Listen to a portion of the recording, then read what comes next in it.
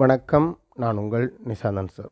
நாங்கள் பார்க்க இருக்க வினாத்தால் தொண்டமனார் தனு வெளியீட்டகத்தினால் நடத்தப்பட்ட முதலாம் தவணை பரீட்சை 2024. இந்த வினாத்தாள் நமது கல்வி நிலையத்தில் கற்கின்ற மாணவர்களுக்காக நடத்தப்பட்ட வினாத்தாள்.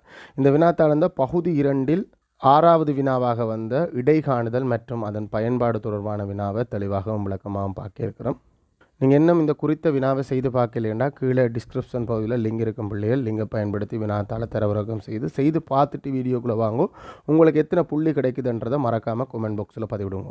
வீடியோ தொடர்பான கருத்துக்கள் இருந்தாலும் அதையும் கமெண்ட் பாக்ஸில் பதிவிடும் போது உங்களோட பெயர், நீங்கள் எங்கேருந்து பார்க்குறீங்க அப்படின்றதோட நீங்கள் எந்த வழியான எனது மாணவன் அப்படின்றதையும் மறக்காமல் பதிவிடுங்க. வீடியோக்கள் பிடிச்சிருந்தால் கட்டாயம் உங்களோட நண்பர்களோட பகிர்ந்து கொள்ளுங்க. இந்த வீடியோ எனது சூம் மூலமான கணித வகுப்பு இந்த ரெக்கார்டிங் நீங்களோ இல்லை உங்களோட தம்பி தங்கைகளோ சூம் மூலமான கணித வகுப்புகளுக்கு இணைந்து கொள்கிறேன்டா தாராளமாக இணைந்து கொள்ளலாம். இந்த வீடியோவில் மாணவர்கள் கதைக்கிற வாய்ஸை கட் பண்ணி என்னுடைய வாய்ஸ் மட்டும் விளங்குற மாதிரி ரெக்கார்ட் பண்ணி அதில் பிறகு அந்த சந்தேகங்கள் கிளியர் பண்ணுற அந்த பகுதிகளையும் கட் பண்ணி போடுறதால தான் வீடியோ வர்றதுக்கும் தாமதமாகுது. அந்த அடிப்படையில் நீங்களோ இல்லை உங்களோட தம்பி தங்கைகளோ சூம் மூலமான கணித வகுப்புகளில் இணைந்து கொள்வதன் மூலம் ஒவ்வொரு பாடப்பிறப்பும் இது பேப்பர் கிளாஸ் வீடியோ இந்த ரெக்கார்டிங், பேப்பர் கிளாஸ் வகுப்பு இந்த ரெக்கார்டிங், இதே சிலபஸ் கிளாஸ் கொஞ்சம் பிரயோசனமாக இருக்கும். ஒவ்வொரு பாடப்பிறப்பும் உங்களோட கலந்துரையாடப்பட்டு அறிமுகமாகும். அந்த அடிப்படையில் நீங்கள் இல்லை உங்களோட தம்பி தங்கைகள் கணிதத்தை தெளிவாகவும் புரிதலோடையும் கற்றுக்கொள்ளணும் என்ற ஆசை இருந்தால் தாராளமாக என்னோட இணைந்து கொள்ளலாம். இதன் மூலம் எனக்கு ஒரு வருமானம் கிடைக்கும். அதே நேரம் உங்களுக்கு தெளிவான விளக்கத்தோடு கணிதத்தை கற்றுக்கொள்ளக்கூடியதாக இருக்கும். சரி, வாங்கோ கேள்விக்குள்ளே போவோம். 6வது கேள்வி. கிராமம் ஒன்றில் 50 வீடுகளில் குறித்த ஒரு மாதத்தில் பயன்படுத்தப்பட்ட மின் அலகுகளின் எண்ணிக்கை பற்றி பெறப்பட்ட தகவல்கள் கீழே தரப்பட்டுள்ளது. ஸோ கூட்டமாக்கப்பட்ட தரவு தொகுதியாக தந்திருக்குது. 50 வீடுகள் தொடர்பான தரவு. உங்களுக்கு இந்த மாதத்துக்கு எத்தனை யூனிட் கரண்ட் ஓடி இருக்குது அப்படின்றத கேட்டு தரவை மார்க் பண்ணி அதை பிறகு ஒரு அட்டவணையாக மாற்றப்பட்டிருக்கு. இந்த மாதிரி அட்டவணையை சொல்கிறது கூட்டமாக்கப்பட்ட மீடரன் அட்டவணை. அதுக்கு ஒரு சின்ன ரீசன் தான் பிள்ளைகள். இப்போ இந்த 7 வீடும் ஒரே யூனிட் ஓடின வீடு இல்லை. ஆனால் ஏன் 7 வீடையும் ஒன்றா போட்டிருக்கேன்டா, அது இந்த குறித்த வகுப்புக்குள்ளே இருக்குது. 70க்கும் 80க்கும் இடைப்பட்ட மின்னலகுகள் பாவித்த வீடு 7. அதனால இந்த 7 வீடும் ஒன்றா இருக்கிறதுக்கு ஒரு காரணம், இது ஒரு கூட்டமாக்கப்பட்ட வகுப்பாயிட இருக்கிற தரவுகளை நாங்கள் இந்த மாதிரி சொல்லுவோம்டா கூட்டமாக்கப்பட்ட மீடரன் அட்டவணை என்று சொல்லுவோம். மீடரன் பரம்பலின் ஆகார வகுப்பாயிடை யாது? ஆகார வகுப்பு, ஆகாரம்ண்டா அதிக தடவை வருகின்ற தரவு ஆகாரம் என்று சொல்லுவோம். கூட்டமாக்கப்பட்ட தரவு தொகுதியில் ஆகாரம் காண முடியாது, ஆகார வகுப்பை காணிடும். ஆகார வகுப்பு அதிக மீடரனை கொண்டிருக்க, மிகப்பெரிய மீடரனை கொண்டிருக்கிற வகுப்பு ஆகார வகுப்புன்னு சொல்லுவோம். ஸோ மிகப்பெரிய மீடரன் எதுடா? 11 தான் மிகப்பெரிய மீடரன். ஸோ அந்த மீடரனை கொண்டிருக்கிற வகுப்பு எது பிள்ளைகள்? கேட்கப்பட்ட கேள்விக்கு வினா இலக்கம் 6, அதில் ரோமன் இலக்கம் 1க்கான விடை என்ன? சில பிள்ளைகள் மாறி போடும். எது 11ன்றதை விடையா போடும்? 11 விடையா இல்லை 90 தொடக்கம் 100 விடையா? 90 தொடக்கம் 100 என்றதான் விடை என்ன? ஸோ முதலாவது கேள்வி ஆகார வகுப்பு நாங்கள் மிக இலகுவாகவே கொடுத்துட்டோம். 2வது கேள்வி பொதுவாகவே கன தூரத்துக்கு கேட்க மாட்டாங்க, இடைக்குள்ளே போயிடுவாங்க. ஆகார வகுப்பின் நடுப்பெருமானத்தை எடுகொண்ட இடையாக கொண்டு, கட்டாயம் எடுகொண்ட இடையை கொண்டு காணுங்கொண்டு சொல்கிற சந்தர்ப்பத்தில் நாங்கள் எஃப்எக்ஸ் முறையில் கண்டுட்டோம் சார். அதாவது மொத்தமாக ஓடின மின்னலுகளை ஓரளவுக்கு கெஸ் பண்ணி கண்டுட்டோம்னா அது கூட பெரிய பிழை இல்லை. இங்கே அதில் ஒரு மினக்கட்டு நாங்கள் அதை பிழையாக செஞ்சிட்டோமோ அப்படி. எஃப்எக்ஸ் முறையும் ஓகே, எஃப்டி முறையும் ஓகே. பொதுவாக விலகல் கண்டு காண்ற முறை கொஞ்சம் இலகுவான முறையாக இருக்கும். நான் அதை தான் ரெக்கமெண்ட் பண்ணுவேன். நான் என்னுடைய ஆக்களுக்கு சொல்கிறது, உங்களுக்கும் சொல்ல போகிறது என்ன, விலகல் கொஞ்சம் வேலை கூட இல்லையண்டு இல்லை, ஆனால் இலகுவான வேலை. அது வேலை கஷ்டம், ஆனால் கடினமான வேலை. என்ன பெருக்கல் பெருசு, வகுத்தல் பெருசு. ஆனால் இங்கே அந்த மாதிரி இல்லை. பெருக்கல் கூட்டல் கழித்தல் எல்லாம் சின்னனாக இருக்கும், அதே நேரம் வகுத்தலும் சின்ன நம்பரோடு இருக்கும். ஸோ கொஞ்சம் ஈஸியாக இருக்கும். ஆகார வகுப்பின் நடுப்பெருமானத்தை எடுகொண்ட இடையாக கொண்டு ஒரு மாதத்தில் வீடு ஒன்றில் பயன்படுத்தப்பட்ட மின் அலகுகளின் இடை எண்ணிக்கையை கிட்டிய முழு எண்ணில் காண்க. கிட்டிய முழு எண்ணில் காண்க, மார்க் பண்ணி வச்சுக்கொள்ளுங்க. நாங்கள் இடையே கண்டுட்டு அப்படியே போகிறதில்லை, பிறகு மட்டம் தட்ட வேண்டி வரை இருக்க போகுது.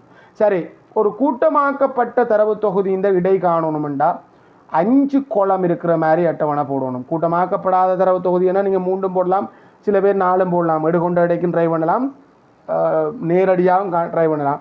நாங்கள் விலகல் முறையில் காண போகிறோம்னா 5 கோலம் இருக்கணும். அது இலகுவாக இருக்கும், பயப்படாதீங்கோ. அது நீங்கள் அட்டவணை போட்டிங்கன்னா சரி வரும். அந்த அட்டவணைகளுக்கும் ஒரு ஓர்டரில் இருக்குது பேர். என்ன இது ஒரு சின்ன விஷயம். நாங்கள் இப்போ இதை ஒன்றுக்கு பல கேள்வி, எத்தனை கேள்வி செஞ்சுருக்கோம்னு எனக்கே தெரியல, அவ்வளோ கேள்வி செஞ்சிட்டோம். ஸோ இனிமேல் எங்களுக்கு இதெல்லாம் இந்த இடைக்காண்ற ப்ரொசீஜர் வந்து ஒன்றும் கஷ்டம் இல்லை. எங்களுக்கு இந்த கடைசி கேள்விக்கு தான் நாங்கள் இப்போ வந்து பழக வேண்டிய ஒரு இடத்துல மாட்டுப்பட்டிருக்கோம். ரைட். அந்த தலையங்கத்துக்கும் ஒரு ஓர்டர் இருக்குது பிள்ளைகள். ஓர்டரில் போட்டால் கணக்கு செய்கிறதுக்கு ஈஸி. என்ன ஓர்டர்? முதலாவது வகுப்பாயிடை அங்கே தந்தது. வகுப்பாயிடையிலேயே நாங்கள் ஒரு நடுப்பெருமானத்தை எடுத்துக்கொள்வோம். ஏனெண்டா இந்த குறித்த 3 வீடும் 60 யூனிட்டோ 70 யூனிட்டோன்னு கேட்டால் எனக்கு தெரியாது. 60ன்னு சொல்லலாது. ஏன்னா எல்லாமே குறைவாக இருக்கவும் வாய்ப்பில்லை. 3 வீடுமே 70ஆக இருக்கவும் வாய்ப்பில்லை. நான் 60 வேண்டாம் 70 வேண்டாம், நடுப்பெருமானத்தை எடுத்துக்கொள்வேன். அப்போ வீடுகளின் எண்ணிக்கை என்று சொல்லும்போது எங்களுக்கு என்ன வரப்போகுது? நடுப்பெருமானம். அடுத்தது வகுப்பாயிடைக்கு அடுத்தது நடுப்பெருமானம். நடுப்பெருமானத்தில் ஒரு உத்தேச இடையை எடுத்துக்கொண்டு எவ்வளவு விலகுது அப்படின்றதன் மூலம் அடுத்த கோலம் விலகல். இதுக்கு பிறகுதான் அங்கே தந்த மீடுறேன். விலகலை டி என்று சொல்லுவோம், நடுப்பெருமானத்தை எக்ஸ் என்று சொல்லுவோம், மீடுனா எஃப் என்று சொல்லுவோம். இந்த எஃப்ஐயும் டியையும் மொத்தமாக எவ்வளவு விலகுதுன்றதை காண்றதுக்கு இந்த ரெண்டையும் பெருக்கி போடுறதாடி இந்த கோலத்துக்கு பேர் எஃப்டி கோலம். இது வழக்கமாக அதே ஸ்டைலே சொல்லி கொண்டிருக்கேன். அப்படியே தான் வரும், அதில் எந்த மாற்றமும் இல்லை. வகுப்பாயிடை கவனமாக பேர். 60லேருந்து துவங்குது, 10 10 கூடுது, 130 காண போகுது. 60 தொடக்கம் 70, 70 தொடக்கம் 80, 80 தொடக்கம் 90, 90 தொடக்கம் 100. இதுவரைக்கும் இந்த இடைகாண்ற கணக்கில் வகுப்பாயிடை இந்த பருமன் சமன் இல்லாத மாதிரி இதுவரைக்கும் ஒரு கணக்கும் போடையில். சமன் இல்லாமல் வந்தாலும் அதே ஐடியா தான் நடுப்பெருமானம் காணணும். பொதுவாக அப்படி வராதுன்னு நான் நம்புகிறேன். சமன் இல்லாத மாதிரி இதுவரைக்கும் ஒரு கேள்வி இல்லை பிள்ளைகள். அதனாடி நாங்களும் ட்ரை பண்ண வேண்டிய அவசியம் இல்லை. 110, 110 தொடக்கம் 120, 120 தொடக்கம் 130. இப்போ நடுப்பெருமானம் காண்றதுக்கு நாங்கள் என்ன செய்யலாம்? நடுப்பெருமானம் எப்படி காணலாம்? 60 தொடக்கம் 70ன்றது நடுப்பெருமானம். 60க்கும் 70க்கும் நடுவில் இருக்கிறது. 60 போட வேண்டாம், 70 போட வேண்டாம், கீழெல்லையும் போட வேண்டாம், மேலெல்லையும் போட வேண்டாம், நடுவில் இருக்கிற பெருமானத்தை போடுவோம். நடுப்பெருமானத்தை எப்படி காணலாம்? 2 விதமாக காணலாம். எப்படி? 60ஐயும் சொல்லலை 70ஐயும் கூட்டிட்டு 2ஆல் பிரிக்கலாம். அப்போ 130, 130 2ஆல் பிரித்தா 65 வந்து வரும். இல்லைன்னா என்ன ஒரு ஐடியா, எனக்கு இன்னும் அது ஈஸியான மெத்தட். சில பிள்ளைகளுக்கு இது புரிஞ்சு கொள்றையில் புரிஞ்சு கொள்ளாட்டி விட்டுரு, நீ வழக்கமான ஸ்டைலே செய்யடா, ஒரு பிரச்சனையும் இல்லை. நான் என்ன செய்வேன்னா கீழெல்லைக்கும் மேலெல்லைக்கும் இடையில இருக்க இடைவெளியை பார்ப்பேன். 10, 70லேருந்து 60 கழிச்சா 10. அந்த 10 2ஆக்குவேன் 5. ஸோ கீழெல்லையோட 5 கூட்டினா நடுவுக்கு போகும், திரும்ப 5 கூட்டினா பின்னுக்கு வரும். ஸோ 5 5 கூட்டி கொண்டு போவோம். சரி, வேகமாக போட்டு கொண்டு போகலாம். ஒவ்வொரு முறையும் கூட்டி பிரித்து கொண்டு இருக்க தேவையில்லை. 65, 75, 5 கூட்டுறேன், 85, 95, 105, 115, 125. ஆகார வகுப்பின் நடுப்பெருமானத்தை எடுகண்ட இடையாக எடுக்க சொன்னது. இப்போ கேள்வி என்னண்டா, ஆகார வகுப்பின் நடுப்பெருமானத்தை மாறி போட்டுங்களா? போடா 80 என்று போட்டுட்டேன். என்ன 85.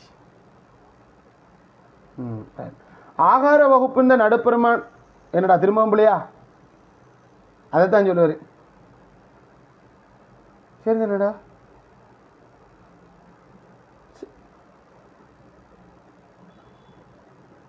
சரி தானேம்மா?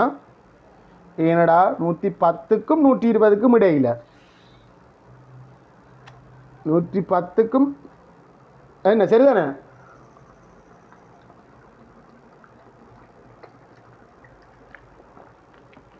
என்னம்மா சிவா? 115 ஆம்பேரம். Okay, right. கொஞ்சம் குழம்பிட்டான். Right, okay. இப்போ நான் ஒரு கேள்வி என்னண்டாடா, ஆகார வகுப்பின் நடுப்பெருமானத்தை எடுகொண்ட இடையாக எடுத்து தான் செய்ய சொன்னவன். இப்போ நான் கேட்குறேன், ஒருவேளை ஆகார வகுப்பின் நடுப்பெருமானத்தை எடுகொண்ட இடையாக எடுக்காட்டி வேற விட வருமோ? இல்லை, அதே விட தான் பெறும். என்ன அந்த நம்பர்கள் எல்லாமே மாறும். ஸ்கீம் ஒரே மாதிரி போடணுமெண்டா கூட நாங்களும் அதே தான் செய்வோம். ஆகார வகுப்பின் நடுப்பெருமானம் தான் பொருத்தமானது. ஆகார வகுப்பு 90 தொடக்க 100. அது இந்த நடுப்பெருமானத்தை நான் உத்தேச இடையாக எடுக்கிறேன். நம்ம யோசிச்சு கொள்கிறேன், ஒரு வீடண்டா 95 யூனிட் ஒரு மாதத்தில் பாவிப்பாங்கள் என்று எடுக்கிறேன். சில வீடுகள் கூடுதலாக பாவிச்சிருக்கு, சில வீடுகள் குறைவாக பாவிச்சிருக்கு. எவ்வளவு கூட எவ்வளவு குறைவு. இது வந்து நாங்கள் 105 யூனிட் பாவித்த வீடுகள் எல்லாமே ஒரு வீடு நான் எதிர்பார்த்தது 95 யூனிட் படி எதிர்பார்க்குறேன். இவங்கள் எத்தனை கூட? நான் எதிர்பார்த்ததை விட 10 யூனிட் கூட.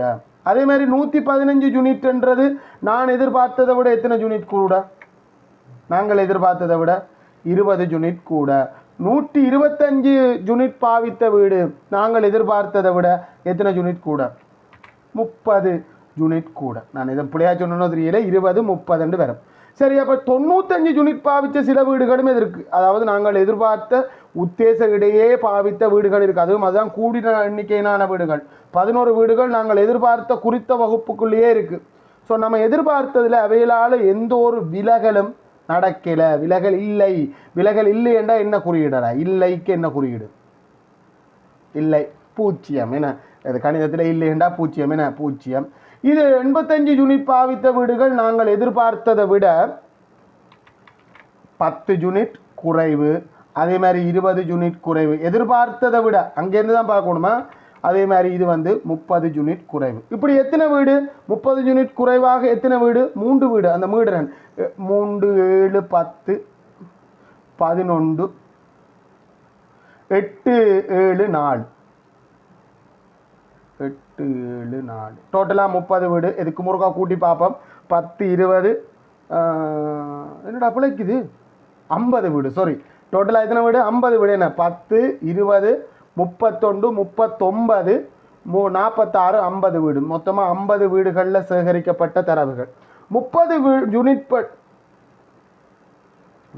கூட்டி தான் போடணும் மேடப்போ. ஏனெண்டா இந்த தரவுகள் எத்தனை வீட்டுக்குரியது என்றது எனக்கு தெரியும். நான் உத்தேசமாக எடுத்து வச்சிருக்கிறேன் 95 யூனிட் என்று எதிர்பார்த்துருக்கிறேன்.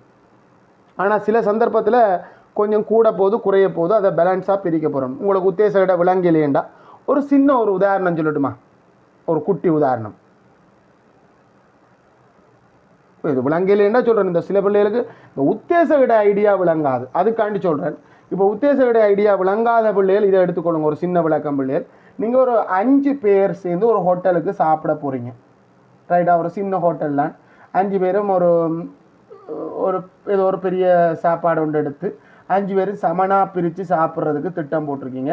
நீங்கள் 5 பேர்கிட்டையும் ஒரு ஆள் சொல்லிவிட்ட காசு எல்லாரும் 500 ரூபா கொண்டு வாடா அப்படின்ட்டு சொல்லி விடுறீங்க. 500 ரூபா படி கொண்டு வாங்கன்னு சொல்கிறீங்க. ஸோ எல்லாரும் 500 ரூபா படி கொண்டு வந்தால் 5 பேரும் சேர்ந்து அந்த இடத்துக்கு கொண்டு வரக்கூடிய காசு எவ்வளவு? பிளவுடக்கு 500 ரூபா படி 5 பேரும் சேர்ந்து 2500 ரூபா பணம் பெறும். ஸோ நீங்கள் 2500 ரூபாய்க்கு சாப்பாடை ஆர்டர் பண்ணி சாப்பிட வேண்டியது தான் என்ன. ஆனால் உங்களோட இந்த ஃப்ரெண்டில் ஒரு ஆள் 500 ரூபா கொண்டு வராமல் அவர் 400 ரூபா கொண்டு வந்துட்டார். ஒரு ஆள் காசை கொஞ்சம் குறைவாக கொண்டு வந்துட்டார். சரி, இப்போ நீங்கள் எனக்கு சொல்லுங்க, இப்போ டோட்டலாக எவ்வளவு காசு வந்து சேர்ந்துருக்கு? 2400 ரூபா. எல்லாரும் வேகமாக சொல்லிட்டீங்க. நீங்கள் கூட்டினீங்களா? 500 1000 1500 2000 2400 யாராவது கூட்டினீங்களா? இல்லை வேறு ஏதாவது ஐடியா பயன்படுத்தினீங்களா?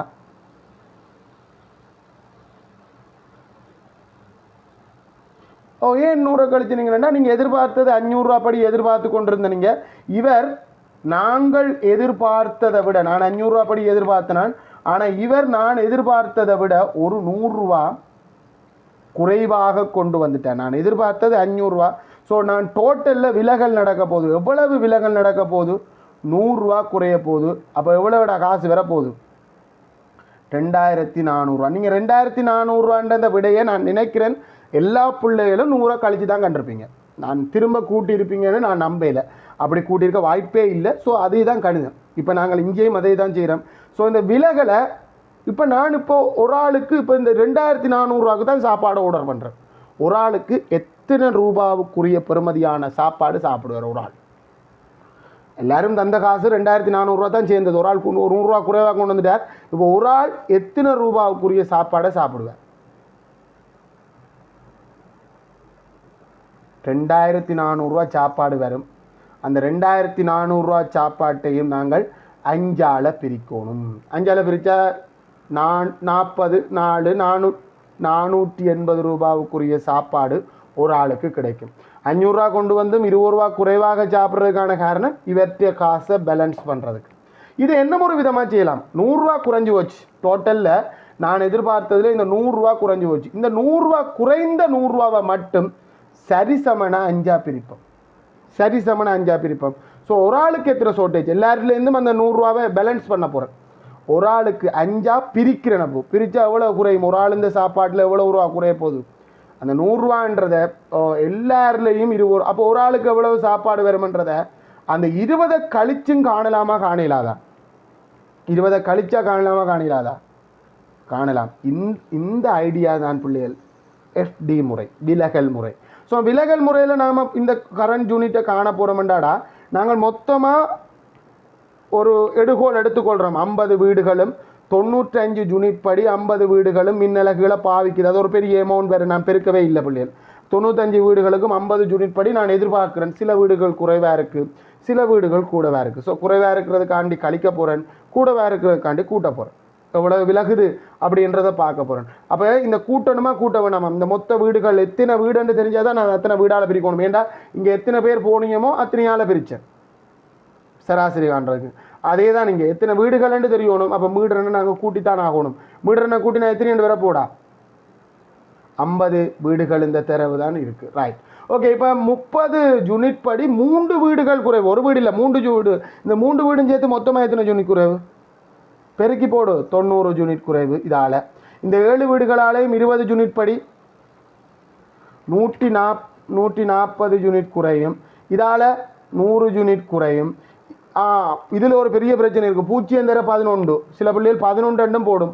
0.11 0. எந்த ஒரு பூஜ்ஜியத்தால் யாரை பிரிக்கணும் 0. அடுத்தது இது 80 யூனிட் கூட வரும். ஏன்னா இந்த 8 வீடுகளும் நான் எதிர்பார்த்ததை விட 10 யூனிட் படி கூடுதலாக இருக்குது. அதனாடி 80 யூனிட் கூட வரும். 140 யூனிட் கூட வரும். 120 யூனிட் கூட வரும். இதில் ஒரு சின்ன ஐடியா எடுக்கலாம் பிள்ளைகள். இங்கே சக 140 சக 140 இதை அது பேலன்ஸ் பண்ணிடும். நியூட்ரல் 0. நீ இப்படி வெட்டலாம், தாராளமாக வெட்டலாம். எனக்கு என்ன விட FD டோட்டல் கோலம் சிக்மா FD தான் தேவை. அதனாடி வெட்டக்கூடியதை வெட்டலாம். சரி, வெட்ட விருப்பம் இல்லையோ நாங்கள் கூட்டுவோம். மறைய தனியாக கூடும். மொத்தமாக எவ்வளவு குறையுது என்று பேர். எல்லாரும் ஒரே குறி கூட்டுப்படம் அதே குறி விடைக்கு வரும். 0 13 3 போட்டு ஒரு மிச்சம் 3 330 குறையுது எதிர்பார்த்ததால். இந்த குறித்த இந்த வீடுகளாலையும் அதில் ஒரு 20 வீடு இருக்குது. 20 வீடுகளாலையும் ஒரு 330 யூனிட் குறையுது நான் எதிர்பார்த்ததை விட, இந்த அமௌண்ட்டை விட. அதே நேரம் இங்கே ஒரு கொஞ்சம் வீடுகள் இருக்குது, அதை கூட்டி தருது. அது என்ன, நான் எதிர்பார்த்ததை விட கூடுதலாக மின்னலகு பாவித்த வீடுகளும் இருக்குது. அதை கூட்டினமெண்டா ஒரே குறி கூட்டப்படும் அதே குறி விடைக்கு வரும். 0 12 14 4 போட்டு ஒரு மிச்சம் 3 340 யூனிட் கூட வருது. ஸோ எவ்வளோ விலக போகுது? 330 குறைவாக இருக்குது, ஆனால் இங்கே 340 கூடவாக இருக்குது. ஸோ ஒன்று பேலன்ஸ் பண்ணுவோம். சய 330 சக 340. இப்போ இங்கே அந்த கதை மாதிரி தான் பிள்ளைகள். இப்போ இங்கே ஒருதன் குறைவாக கொண்டு வந்திருக்கான், அதே நேரம் ஒருதன் கூடுதலாக 200 ரூபா கொண்டு வந்திருந்தானுண்டா இந்த முறை என்ன நடந்திருக்கும்? இவன் 200 ரூபா கூட கொண்டு வந்து 700 ரூபா கொண்டு வந்து பே பண்ணியிருக்கானுண்டா. இங்கே இவன்ட பேலன்ஸையும் சேர்த்து இவனுக்கு என்ன முறை எக்ஸ்ட்ராவாக ஒரு 100 ரூபா கூட வந்திருக்கும். ஸோ எல்லா இடத்துக்கும் இப்போ 520 இடையண்டு வரும்.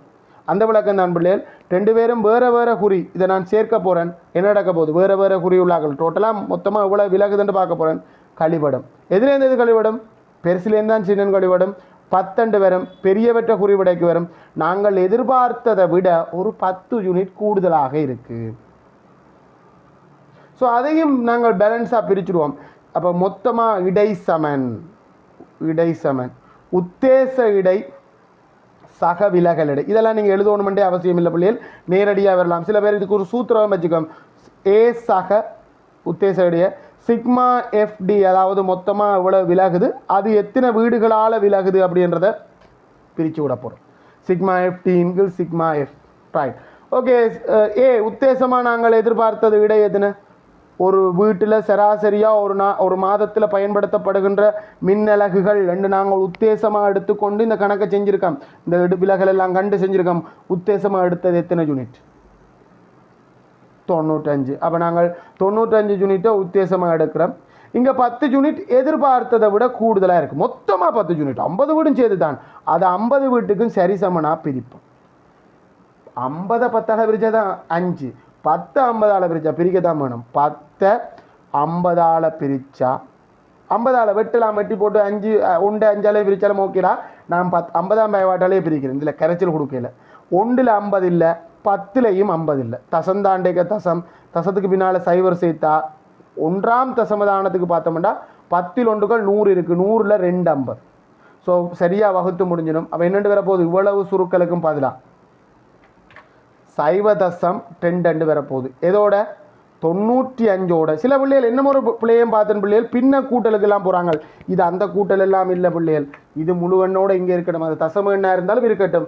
இதை சுருக்கிட்டு கூட்டுறண்டா கூட்டு, கழிக்கிறண்டா கழி. சக இன்ட்டு சக கூடத்தான் இருக்கு, எதிர்பார்த்ததை விட கூட்டோணும். 0.2 95ஓட 92 போட்டுட்டேன்டா. 95ஓட 0.2 கூட்டினா என்ன விட 95.22 வரும். ஆனால் கேள்வி 95.2ஓட நிற்கல. கேள்வி என்ன, கிட்டிய முழு எண்ணில் காண். அப்போ கிட்டிய முழு எண்ணில் எத்தனைடா, கிட்டிய முழு எண்ணில் 95 அலகு யூனிட் என்ன அலகு என்று வரும். இப்போ சராசரியாக நாங்கள் ஒரு வீடு எடுத்துக்கொண்டோம்டா, அந்த வீடு 95 ஒரு மாதத்தில் 95 அலகு பயன்படுத்துகிற வீடாக இருக்கும். சில வீடு குறையும், சில வீடு கூடும். அதை பேலன்ஸ் பண்ணும். இப்போ இதே ஒரு கிராமத்தில் மொத்தமாக 300 வீடு இருக்குது. இந்த 300 வீடுகளுக்கும் எத்தனை எவ்வளோ மாதத்துக்கு எவ்வளோ பாவிப்பாங்கன்னா 300 வீட்டுக்கும் 95 படி நாங்கள் எதிர்பார்க்கணும். சிலது குறையும், சிலது கூடும். அதை ஒன்று பேலன்ஸ் பண்ணிக்கொள்ளும். ஸோ இந்த எடுத்த இடையை வச்சுக்கொண்டு நாங்கள் எதிர்காலத்தை திட்டமிடலாம். என்ன டிரான்ஸ்ஃபார்மர் போடலாம்ன்றதை திட்டமிடலாம். அப்படியான ஒரு கேள்வியாக இருக்கலாம். என்ன மாதிரின்னு பார்ப்போம். இக்கிராமத்தில் மின்னை குறைவாக பயன்படுத்தும், இது இப்போ இருக்கிற அந்த புது பேட்டனுக்கு ஏற்ற மாதிரி கேள்வி. மின்னை குறைவாக பயன்படுத்தும் 40% வீடுகளில் அதிகபட்சம் 1700 மின்னகல்களிலும் குறைவாகவே பயன்படுத்தி இருக்கலாம் என காட்டுக. முதல்ல மின்ன குறைவாக பயன்படுத்துகிற வீடுகள், இது ஒரு ஏறு வரிசையில் தான் இருக்குது. என்ன சார் சொல்கிறீங்க, ஏறு வரிசையில் இருக்கா? நீங்கள் சொல்லுங்கள், ஏறு வரிசையில் இருக்கா இல்லையா? மிக குறைந்த மின் பாவிக்கிற வீடு எதுவாக இருக்கும்? எந்த வீடுகள் மிக குறைந்தளவு கரண்ட் பாவிக்கிற வீடு? இந்த குறித்த 3 வீடு. இந்த குறித்த 3 வீடும் 60 தொடக்கம் 70. அடுத்தது இந்த 7 வீடு, அடுத்தது இந்த 10 வீடு. மின்னலகுகள் ஒரு ஏறு வரிசையில் தான் பிள்ளைகள் இருக்குது. உங்களுக்கு விளங்குதா? ஓம். அப்போ நாங்கள் குறைவாக மின்னலகுகள் பயன்படுத்துகிற 40% வீடுகளை கண்டுபிடிக்கணும். மொத்தம் எத்தனை வீடு இந்த கிராமத்தில்? எங்கட கதையின்படி இந்த கணக்கு இந்த 50 வீடு. அப்போ நாங்கள் இப்போ இந்த கேள்விக்கு 3வது கேள்விக்கு நாங்கள் இந்த 3வது கேள்வியை செய்கிறதுக்கு என்ன செய்ய வேண்டி இருக்குண்டா, முதல் அந்த 40% வீடுகள் எத்தனை என்றதை காணணும். வினா இலக்கம் 3. 40% வீடுகள், அதாவது 40% வீடுகளின் எண்ணிக்கை. மொத்தம் 50 வீடுகளின் 40% காணணும். 40%ன்றதை பின்ன பெருக்கல் 100ன் மேல் 40 என்று போடுறது. இதுக்கு கன வழி இருக்க பிள்ளைகள், இதுதான் ஈஸியான வழி. பின்ன பெருக்கல்ல செய்கிறது. வெட்டுப்படுறதெல்லாம் வெட்டுப்பட 20 வீடுகள் தான் நாங்கள் தேடி வந்த 20 வீடுகள். மிக குறைந்த கரண்ட் பாவிக்கிற 20 வீடுகள். ஸோ மிக குறைந்த கரண்ட் பாவிக்கிற 20 வீடில் முதல் 3 வீடும் கட்டாயம். ஏன்னா இவர்தான் மிக மிக குறைவாக கரண்ட் பாவிக்கிறார். அடுத்த 7 வீடும் சேர்த்தாலும் மொத்தமாக எத்தனை வீடு வர போடா? அடுத்த 7 வீடையும் சேர்த்தா மொத்தமாக 10 வீடு தான் வரப்போகுது. சரி, அடுத்த 10 வீடையும் சேர்த்தா மொத்தமாக நாங்கள் எதிர்பார்த்த 20 வீடுகளும் பெறுது. ஸோ இந்த குறித்த 3 வகுப்புகளையும் இருக்கிற வீடுகள் தான் மிக குறைந்த மின்னலகுகளை பயன்படுத்திய 20 வீடுகள். வேறு வரிசையில் இருக்கு. ரொம்ப ரொம்ப குறைவு 3, அடுத்தது 7, அடுத்தது 10, அப்படியே வருது. சரி, இந்த 10 வீடுகள் மொத்தம் 20 வீடு வந்துட்டோம். ஆனால் கேள்வி இருக்குது, 40% வீடுகளில் அதிகபட்சம் 1700 மின்னலகுகளுக்கு குறைவாகவே பயன்படுத்தி. இந்த சொல் பிரயோகம் உங்களுக்கு கொஞ்சம் குழப்பத்தை உருவாக்கலாம். கேட்டது இந்த 40 மிக குறைவான மின்னலகுகளை பயன்படுத்தி 40% வீடு. அதை கண்டுபிடிச்சிட்டோமா? ஓம், கண்டுபிடிச்சிட்டோம். அந்த வீடுகளில் பயன்படுத்தி இருக்கக்கூடிய மின்னலகண்டைக்க நாங்கள் 60 எடுக்காமல் 70 எடுக்காமல் 65 எடுத்தோம். ஆனால் இதுக்கு குறைந்தபட்ச அலகண்டும் ஒன்று இருக்குது, அதிகபட்ச அலகண்டும் ஒன்று இருக்குது. குறைந்தபட்சம் இந்த 3 வீடும் 60ஆக இருந்திருக்கலாம், அதிகபட்சம் 70ஆக இருந்திருக்கலாம். 70 தாண்டேலுமோ? இந்த 3 வீட்டில் ஒரு வீடு 70 விட கூட இருக்கேலுமா? அப்படி இருந்திருந்தா அது இந்த வகுப்புக்குள்ளே இருந்திருக்கலாது. அந்த வீடு எங்கே ஓடி இருக்கும்? அடுத்த வகுப்புக்கு போயிடும். ஸோ இந்த வீடு எடுக்கக்கூடிய அதிகூடிய மின்னலகு 70 யூனிட் தான். அதுக்கு மேலே பாவிச்சிருக்க வாய்ப்பே இல்லை. இல்லைன்னா இந்த அட்டவணைக்குள்ள வந்திருக்காது. ஸோ அதிகபட்ச மின்னலகை காண போகிறோம். அதிகபட்ச மின் அலகை பார்க்க போகிறோம். 3 வீட்டுக்கும் 70 யூனிட் படி பார்க்குறோம். அடுத்த 7 வீட்டுக்கும் அந்த குறித்த மேலையே பார்க்குறேன். 7 வீட்டுக்கும் 70 இருக்கலாம், 80 இருக்கலாம். அதிகபட்ச மின்னலகு தான் கேட்டது. ஸோ அதிகபட்ச மின்னலகு நான் 80 யூனிட் படி பார்க்குறேன். அதே மாதிரி அடுத்த 10 வீட்டுக்கும் அதிகபட்சம், அது இந்த அதிகபட்சம் அந்த குறித்த வகுப்பு இந்த அதிகபட்சம் 90 யூனிட் படி பார்க்குறேன். மொத்தமாக இதை தாண்டி இந்த 20 வீடுகளாலேயும் மின்னலகு பாவிச்சிருக்க முடியாது. சரி, நாங்கள் பார்ப்போம் அந்த மின்னலகு எவ்வளோ உண்டு. இது 210, அது 560, அது 900. 10 கிலோ கூட்டுவோம். சரி, 1 கிலோ கூட்டினா 0, 10 கிலோ கூட்டினா 7, 100 கிலோ கூட்டினா 7, 16, 670 அலகுகள் தான் மேக்சிமம். இதை விட கூட பாவிச்சிருக்கவே இல்லாது. இதை விட குறைவாக இருக்கலாம். ஏனெண்டா நாங்கள் எல்லாம் மேலெல்லைக்கு தான் எடுத்து நாங்கள் குறைவாக இருக்கலாம், இல்லையண்டு இல்லை. இப்போ கேள்வி என்னென்னா என்ன முடியலை பாருங்க. அந்த கேள்வி பாருங்க. அதிகபட்சம் 1700 மின்னலகளில் குறைவாக இருக்கும். நாங்கள் அதிகபட்சம் மின்னலகை பார்க்குறோம், அது 1670 தான் வருது. அந்த 1600 சொச்சம் என்னடா 1670 என்பது, ஆகவே 1670 யூனிட் என்றது 1700 அலகை விட குறைவானது. கூற்ற முடிக்கிறோம். அவர் சொன்ன அந்த விஷயத்தை குறியீட்டில் முடிச்சுக்கேன். இல்லை நீங்கள் அதே விஷயத்தை தமிழில் வசனத்தில், அதே சொல்லப்பட்ட வசனத்தில் குறைவாக பயன்படுத்தப்பட்டுள்ளது அப்படின்னு எழுதலாம். கதை உங்களுக்கு விளங்குதா பிள்ளைகள்? இது இப்போது இருக்கிற அந்த கடைசி கேள்வி இப்போ இருக்கிற அந்த கேள்வி இந்த ரெண்டிங் இப்போ அப்படி தான் போகுது. இப்போ நாங்கள் உண்மையாக இந்த இந்த நோக்கத்தில் நிறைவேற்றாமல் இந்த இடையை என்னத்துக்காக கண்டம்ன்றதை மறந்தே போட்டோம். இது ஒரு காலத்துக்கு முன்னுக்கு கேள்வி வந்தது பிள்ளைகள், இந்த இடையை ஏன் காண்றோம், அந்த இடையை வச்சு என்ன செய்யலாம். உண்மையாக ஒரு இடை காண்றது இந்த நோக்கமே இப்போ விடுபட்டுடுது. இந்த இடை காண்றது உண்மையான நோக்கம் என்ன சொல்லுங்க பார்ப்போம். யாராவது சொல்லுங்க பார்ப்போம். நாங்கள் சராசரியாக ஒரு வீட்டில் எத்தனை யூனிட் பாவிக்கிறோன்னு கண்டுபிடிச்சிக்க தானே பிள்ளைகள். சராசரியாக ஒரு வீடுண்டா இத்தனை யூனிட் விலக பாவிக்கும்னு கண்டுபிடிச்சா இதை வச்சு கொண்டு ஒரு கிராமத்தில் 500 வீடு இருக்குது. சும்மா ஒரு கதைக்கு சொல்கிறேன். 500 வீடு இருக்குது. 500 வீட்டுக்கும் எத்தனை கிலோவாட் நிலைமாற்றி பயன்படுத்தணும். நிலைமாற்றி என்ன தெரியும் தானே? டிரான்ஸ்ஃபார்மரில் சைஸ் இருக்குது, உங்களுக்கு தெரியும் தானே? சில சின்ன டிரான்ஸ்ஃபார்மர், பெரிய டிரான்ஸ்ஃபார்மர் எல்லாம் இருக்கும். ஸோ இந்த கிராமத்தை பொறுத்து இது ஒரு கிராமம், ஒரு ஏரியா பொறுத்து ஒரு வீட்டுக்கான மின்னலகு மாறும். டவுன் சைடில் இருக்கிற வீடுன்னா ஒரு வகையான சராசரி மின்னலகு இருக்கும். கிராமப்புற வீடுகளில் ஒரு வகையான சராசரி மின்னலகு இருக்கும். நான் பார்த்த கிராமப்புறங்கள் எல்லாம் 30-40 யூனிட்டே சராசரி யூனிட் இருக்கிற வீடுகளையும் பார்த்துருக்கேன். நான் ஸ்டார்டில் இருந்த என்னுடைய முதல் பள்ளிக்கூடமெல்லாம் ரொம்ப கிராமமான இடங்கள். அங்கே பார்த்தா 60 யூனிட்ன்றதே பெரிய யூனிட். இப்போ என்னுடைய வீட்டு நிலையின்படி பார்த்தோம்னா ஒரு 100-110 யூனிட் போய் கொண்டிருக்குது சராசரியாக ஒரு மாதத்தில். உங்களோட வீடுகளுக்கு எப்படிடா போகுது? சில வீடுகளில் ஏசி இருக்கிற வீடுகளாக இருந்தால் அது 200 யூனிட்கான வர்றது வீடுகளும் இருக்கும். நான் சொல்கிறேன் சரியா? அவரேஜ் இன்றைக்கு இருக்கிற மாதிரியே எப்போவும் இருக்கணுமெண்டு இல்லை, நாளைக்கு மாறலாம். இப்போ 500 வீடுக்கு எத்தனை கிலோவாட் டிரான்ஸ்ஃபார்மர் தேவை அப்படின்னு கேட்டால், இப்போ 500 வீட்டுக்கு நாங்கள் பார்த்தோம்னா 95 படி 500 வீட்டுக்கு நாங்கள் எதிர்பார்க்கோம். சொல்கிற விளங்குதா பிள்ளைகள்? சராசரி இந்த 95 இல்லை பிள்ளைகள், இந்த 95 இடைகண்ட 95 படி நாங்கள் 500 வீட்டுக்கு எதிர்பார்க்கணும். இதுதான் உண்மையான இடை காண்றது நோக்கம். இப்போ வர அந்த இடை காண்றது நோக்கம் போய் கேள்வியில் நுட்பந்தான் வந்திருக்குது. ஸோ இந்த கடைசி கேள்வியில் நுட்ப கேள்விகள் வருது. ஸோ இதை கொஞ்சம் கவனித்து கொள்ளுங்க. சரி, புள்ளித்திட்டம் சொல்கிறேன் பிள்ளைகள், மார்க் பண்ணி கொள்ளுங்க. முதலாவது ஆகார வகுப்பு கண்டதுக்கு நேரடியான விட 1 மார்க்ஸ், அதை தாண்டி கொடுக்க வேண்டாம். ஆகார வகுப்பு கண்டதுக்கு 1 மார்க்ஸ் கொடுங்க.